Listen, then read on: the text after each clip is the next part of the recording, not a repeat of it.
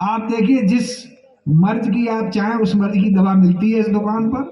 और आप विशेष रूप से लोक साहित्य से जुड़े हुए कवि हैं। आपको इस गांव की मिट्टी की रचनाएं, हेलो हेलो आपकी हाँ, नीचा ऊंचा तो अपने हाथ में, कभी गिर पड़ो कभी उठ जाओ। हाँ ये तो है। मैं अपने नीचे 4 ईंटें लगा लेता हूँ, कहीं कभी सम्मेलन में जाता हूँ, माइक जो ऊंचा होता है तो 4 ईंटें लगा लेता हूँ, और जो माइक मुझसे नीचा पड़ता है तो माइक के नीचे ईंटें लगा लेता हूँ, मतलब बराबर कर लेता हूँ। कैसे भी उठो, दुनिया चलिए में उठना है। माँ बाड़ी के चरणों में जैक से तो वंदन। नहीं उठते, जैक से। मेरे सामने संत महापुरुष बैठे हैं, इनके चरणों में कोटि कोटि नमन। मेरी माताएं, बहनें, बेटी, मेरी बेटियां बैठी हैं, प्रणाम करता हूं। और मेरे सामने प्रबुद्ध श्रोताजन हैं, उनको प्रणाम करता हूं।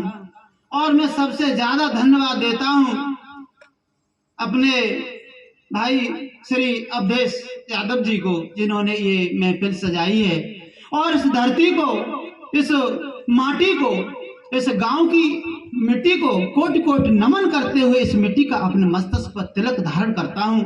और मेरी सभा में इस मंच पर आसीन हमारे दादा श्री परम श्रद्धेय हमारे जो है सतीश समर्थ जी बैठे हैं, ये बहुत समर्थ है, तो मैं उनको सादर प्रणाम करता हूं। उत्तम जी, वास्तव में ये बहुत उत्तम है।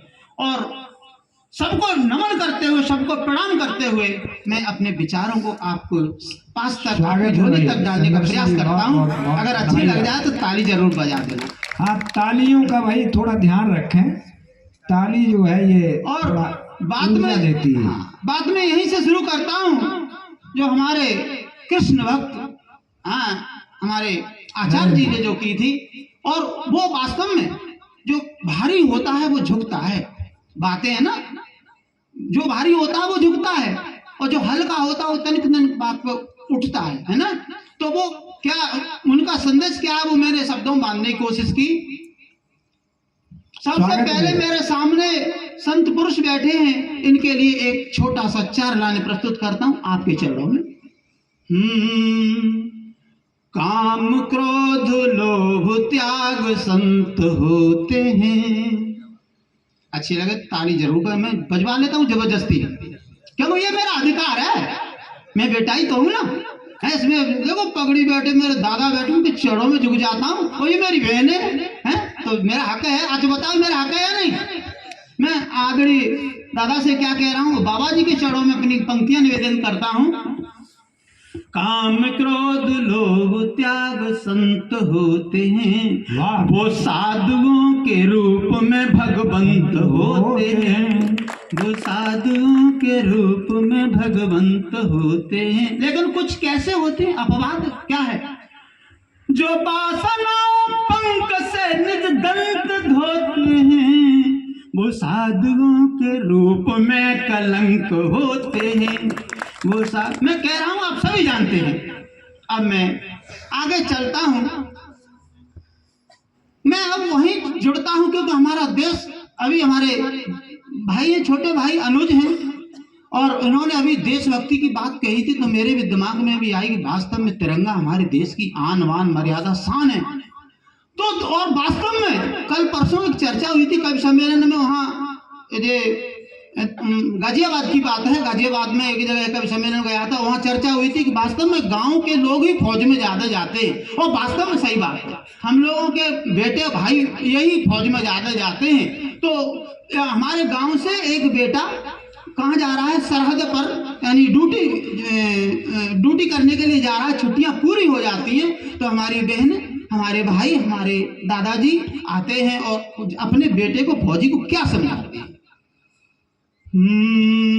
देश सेवा में रहना समर्पित सदा, सबसे पहले माँ आती है, देश सेवा में रहना समर्पित सदा। वाह भाई, याद पत्नी की कर लौट आना नहीं, याद पत्नी की कर लौट आना नहीं, माँ तो समझा रही प्यार से पूत को, क्या माँ कहना? तो समझा रही प्यार से पूत को, युद्ध मैदान से पग हटाना नहीं। क्या कहना है भाई? बहुत बहुत वाह, मुझे संघर्षी। बहुत प्रसन्नता हो रही कि मेरी वाणी आपके समझ में आ रही, धन्यवाद। और फिर क्या हुआ, कहते हैं कि माता मेरी धरती पिता आसमान। वाह वाह, जहाँ माँ का स्थान है वहाँ पिता भी आसमान से कम नहीं, पिता का स्थान भी हमारे वेद शास्त्र से भी कहते हैं। और गुरु, हम लोग टीचर्स हैं तो गुरु का नंबर तो तीसरी बार में है। प्रथम वेद शास्त्र कहते हैं प्रथम पाठशाला माँ, फिर पिता, फिर गुरु। तो देखिए फिर पिता आते, पिता क्या क्या कहने लगे, तेरे बाबुल ने प्यारे पूत से कहा, वाह, तेरे बाबुल ने प्यारे पूत से कहा, देख सीमा पे अरे लड़खड़ाना नहीं, अंश मेरे से है जन्म तूने लिया, अंश मेरे से है जन्म तूने लिया, वाह, छोड़ बैरी को जिंदा थुकाना नहीं, छोड़ बैरी को जिंदा थुकाना नहीं, वाह। देश सेवा में रहना समर्पित सदा, देश सेवा में रहना समर्पित सदा, याद माता की कर लौट आना नहीं। पिता ने कहा अपनी माँ की याद करके वापस मत आ जाना बेटा, अगर तूने मेरे अंश से तूने जन्म लिया है। ओह, पास में भाभी खड़ी थी, भाभी ने क्या कहा, गर्व भाभी को है तुम बहादुर बड़े, वाह, गर्व भाभी को है तुम बहादुर बड़े, शत्रु के आगे सिर को झुकाना नहीं, शत्रु के आगे सिर को झुकाना नहीं, साध लेना सही ढंग से बंदूक को, साध लेना सही ढंग से बंदूक को, साध लेना सही ढंग से बंदूक को, चूकने देना हरगिज निशाना नहीं, चूकने देना हरगिज निशाना नहीं। बहुत अच्छा संघर्षी जी, कमाल। धन्यवाद। देश सेवा में रहना समर्पित सदा, याद जननी की कर लौट आना नहीं। फिर क्या होता है, सीमा पे मैं बिल्कुल। संघर्ष हूँ, संघर्ष बना जीवन मेरा, संघर्षों से ना घबराना। चलिए मैं आगे अगले बंद में कहता हूँ। फिर क्या हुआ, अब पत्नी देख रही थी, भाई वास्तव में अर्धांगिनी होती है, 7 भामर पड़ती हैं, पत्नी का बड़ा हक होता है, सबसे बड़ा पत्नी सहयोग करने में हमेशा बहुत कुछ होता है पत्नी, लेकिन अभी नहीं बीच में नहीं एक्सप्लेन करूंगा, कहाँ सीधा सीधा बोलता हूँ। पत्नी देख रही थी, पास में आकर क्या कहने लगी, स्वागत भैया। प्राण प्यारी ने बरदी नमन कर कहा, क्या कहना, वाह, प्राण प्यारी ने बरदी नमन कर कहा, प्राण प्यारे दे रही उल्हना नहीं, गोद मेरी ये खाली रहे या भरे, गोद मेरी ये खाली रहे या भरे, हार कर इसमें धब्बे लगाना नहीं, हार कर इसमें धब्बे लगाना नहीं, देश सेवा में रहना समर्पित सदा, याद माता की कर लौट आना नहीं। फौजी कहने लगा, ले प्रतिज्ञा अटल आज घर से चला, अटल संकल्प करता हूँ। फौजी क्या कहते हैं, ले अटल कर प्रतिज्ञा अटल आज घर से चला, हार कर है मुझे रण से आना नहीं, एक ही झटके में मार दूं शत्रु को, एक ही झटके में मार दूं शत्रु को, वचन सच्चा है झूठा बखाना नहीं, वचन सच्चा है झूठा बखाना नहीं। देखो मैंने कहा था मैं तो बजवा लेता हूँ। अगली बार क्या हुआ, अगले बंद में फौजी कहने लगा, राष्ट्रहित के लिए अगर शहादत मिले, राष्ट्रहित के लिए जो शहादत मिले, भूल कर कोई आंसू बहाना नहीं, भूल कर कोई आंसू बहाना नहीं, एक साथ भारत माँ की जय बोलना, एक साथ भारत माँ की की जय बोलना, अग्नि देने में तुम हिचकिचाना नहीं, अग्नि देने में तुम हिचकिचाना नहीं, देश सेवा में रहना समर्पित सदा। वाह, वास्तव में माँ की ममता के आगे तो सब हल्के पड़ते हैं।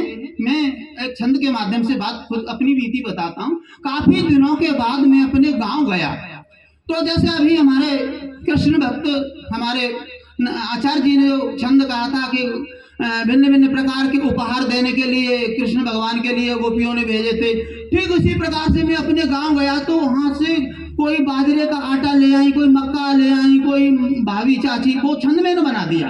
वो क्या लिखा कि हम गए गांव घूमने को रविवार दिन, चाची ताई दादी और भाभी ढींग आई हैं। अच्छी लगे तो ताली जरूर बजाना, नहीं तो मैं कहूंगा वहां के लोग समझते नहीं थे मेरी बात को। ठीक है, क्या कहा कि हम गए गांव घूमने को रविवार दिन, चाची ताई दादी और भाभी ढींग आई हैं। कोई लाई ज्वार आटा, कोई लाई तिलहन, कोई रोसा खुत्तियों की फलियां गहाई हैं। और बोली भतीज बहू है चाची को न संग लाए, घूमट कुमार होले होले बतलाई हैं। एक आई भौजाई मजाक करती हुई, ओ लोगटा बहुत दिनों तक सूरत दिखाई है, लोगटा भैया, बहुत अच्छा, बिल्कुल जुड़िए यार, तुम तो बनवारा से जुड़िए। देख बात तो सुनना, सुना सुना क्या क्या लगता है कि कवि सम्मेलन सुनो सुनो वो ही लगता है, जहाँ में छंद छंद पे न बाजती हूँ तालियां, तरोबर देखना में सुनो सुनो वो ही लग, जहाँ में हरी भरी दुए चारी हो न डालियां। और सुनी सुनी नारे नारे नौ लखा के बिना लगे, ना कसुनी न थुनी बिना कान बालियां। क्या कहना, रसी ससुरारी सुख सार मानत है, किंतु सुनी लगती सरेज बिना सालियां, किंतु सुनी लगती सरेज। अब बात आ रही है पत्नी की। वास्तव में है पत्नी भाई, जो मुझे सब लाए तो मैं पीछे कैसे रहूं, जो मेरे बड़े भाइयों ने किया मैं भी करता हूँ। एक बार मैं आ रहा था तो पति परिचय सम्मेलन हो रहा था मेरे मोहल्ले में। उन्होंने हमारे जो बहुत निर्दोष कुमार प्रेमी ये अपनी भाभी को रोज फोन पे कहते भैया को ये सुनाना, भैया को ये सुनाना। तो इन्होंने बता दिया भाई देवर है ना, छोटे हैं। तो क्या हुआ, पति परिचय सम्मेलन हो रहा था। मेरी सब दो और जो हमारी बहू जी थी, इनकी वाइफ मेरी बेटी है बहू, वो तो खूब कह रहा हमारे पति जी प्रधानाचार्य है, समझे, प्रिंसिपल है। और हमारी पत्नी क्या कह रही थी वो सुना था। मेरी पत्नी क्या कह रही थी कि ब्रह्म रसो भिन्नावत भुन्नु भुन्नु भरतार। ये बहना मेरे पति तो भुन्नु भुन्नु भुन्नु भुन्नु खत रहे थे।